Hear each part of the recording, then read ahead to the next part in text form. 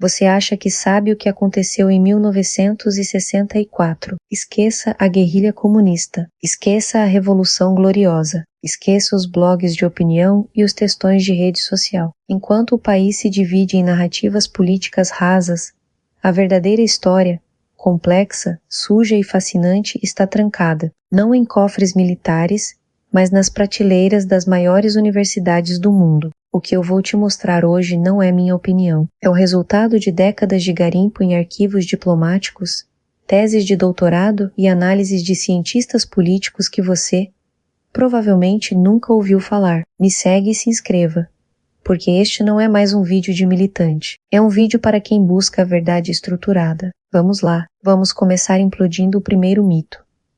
A ideia de que os Estados Unidos apenas assistiram ao golpe. A academia não trabalha com achismos. Uma dissertação recente da Universidade Federal de São Paulo, baseada em registros diplomáticos, destrincha a influência dos Estados Unidos no golpe. A conclusão é brutal. Não foi apoio passivo, foi uma intervenção política estruturada. Para Washington, o Brasil era o fronte mais importante da Guerra Fria na América Latina. O governo Kennedy e depois Johnson não queriam apenas derrubar Jango.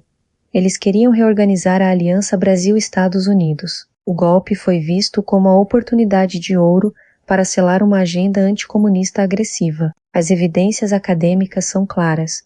O golpe foi civil-militar, planejado e teve participação ativa de setores estrangeiros. Mas aqui entra a complexidade que muitos ignoram. Se os Estados Unidos ajudaram a derrubar Goulart, o regime militar virou um fantoche deles.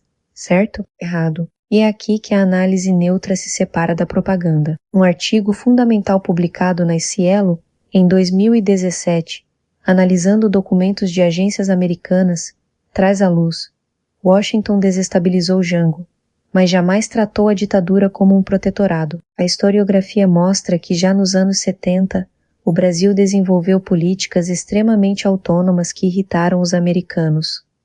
Acordos energéticos nucleares com a Alemanha, aproximação com países africanos e até relações comerciais com a União Soviética. A ditadura não era um pupilo obediente, era um aliado com interesses próprios, muitas vezes conflitantes com os de Washington. Eles eram parceiros no anticomunismo, mas rivais nos interesses nacionais. Agora, vamos aprofundar a lente. E se o golpe não foi apenas sobre geopolítica, mas sobre economia global? Um estudo de 2021, publicado em revista acadêmica, recorre às teorias de Vânia Bambirra e Moniz Bandeira para explicar o golpe na órbita da integração monopólica mundial. O que isso significa? Significa que o golpe foi resultado de um capitalismo globalizado que exigia estabilidade política para as grandes corporações. Empresas americanas e europeias de energia, bancos e indústria pesada participaram ativamente. Elas usaram pressão econômica e financiamento político para criar as condições antidemocráticas para o golpe. Nesse enfoque,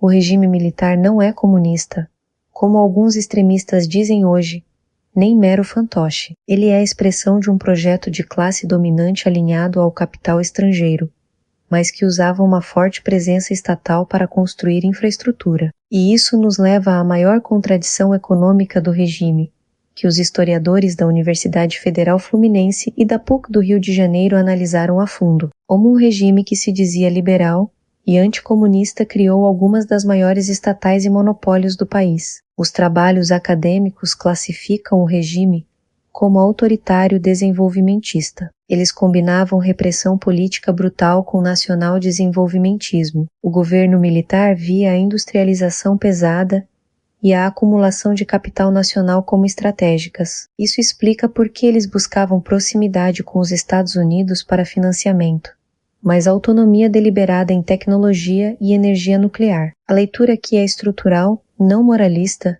O regime usou o Estado para estimular o capital nacional e manter o controle. Não era socialismo camuflado, era capitalismo de Estado autoritário. Para entender esse capitalismo de Estado, vale olhar um número. Entre 1968 e 1974, no chamado milagre econômico, o produto interno bruto brasileiro chegou a crescer mais de 11% ao ano. Parece impressionante, mas a historiografia alerta: esse crescimento foi sustentado por endividamento externo massivo e por uma concentração de renda que beirou o absurdo. O rendimento dos 10% mais ricos subiu enquanto o salário real do trabalhador encolhia, ou seja, o milagre era para poucos. E quando a conta chegou, no final da década de 70, a inflação explodiu e o endividamento estrangulou o país. Os mesmos que vendiam estabilidade plantaram a crise que estouraria na década seguinte. Para fechar, vamos olhar pelo telescópio da geopolítica clássica. Artigos de direito e política internacional analisam o regime a partir de autores como Schelling e Haushofer. Eles interpretam a ditadura como um projeto de grande poder. O Brasil queria construir uma base industrial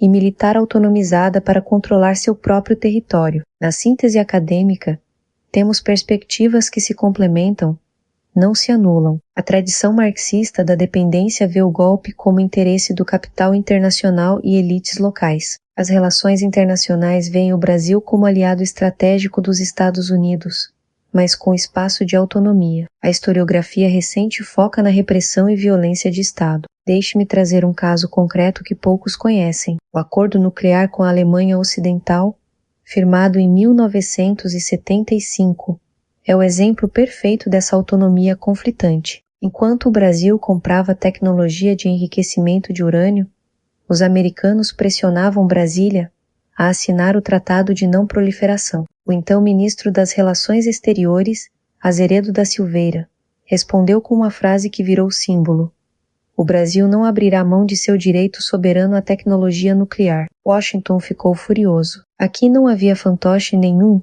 havia um aliado que ousava dizer não. Outro ponto que a narrativa rasa esquece: a ditadura não foi um bloco monolítico. Generais disputavam o rumo do país. Castelo Branco queria secar a economia e abrir em seguida.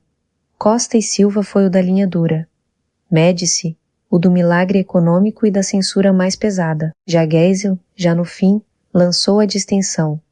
Recuo lento mas real. Reduzir tudo aos militares é ignorar que eles mesmos se odiavam politicamente. A historiografia contemporânea trata o regime como uma coalizão instável de frações, e tem o capítulo da censura, que mudou a cultura brasileira para sempre. A Lei de Imprensa de 1967 e o AI-5 de 1968 fecharam jornais, prenderam jornalistas e empurraram a arte para a clandestinidade. Mas a historiografia da cultura mostra o paradoxo.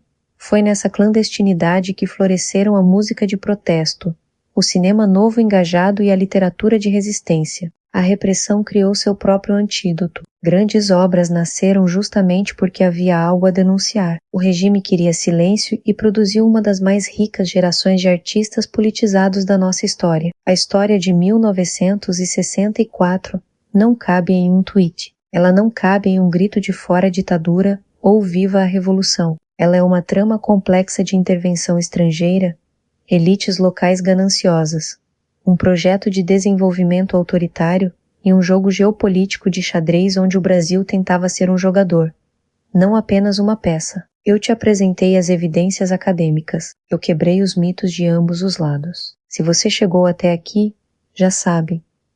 Este canal existe para isso. História sem grito, só evidência. Se curtiu, inscreva-se. O que você vai fazer com elas? E antes de ir embora, o próximo vídeo vai desmontar o mito da estabilidade econômica da ditadura. E os números vão te surpreender. A bibliografia de hoje está na descrição. Inscreva-se para não perder. Até a próxima!